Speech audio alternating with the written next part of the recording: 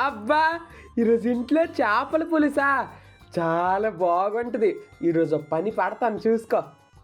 రోజా, నువ్వు చేపలు శుభ్రంగా రుద్ది ముక్కలుగా కోయి, నేను చేపల కూర వండుతాను. అక్క, నీకు వంట సరిగ్గా రాదని చెప్పావు కదా. నువ్వు ముక్కల్ని శుభ్రం చేసి ఇచ్చావంటే నేను యూట్యూబ్లో చూసి మంచి రుచికరమైన వంట చేస్తాను. ఆ పనేదో నేనే చేస్తాను, చెప్పింది చెయ్యి. ఇంటికి పెద్ద కోడలు నేను. నువ్వు పెద్ద కోడలైతే నాకేంటి?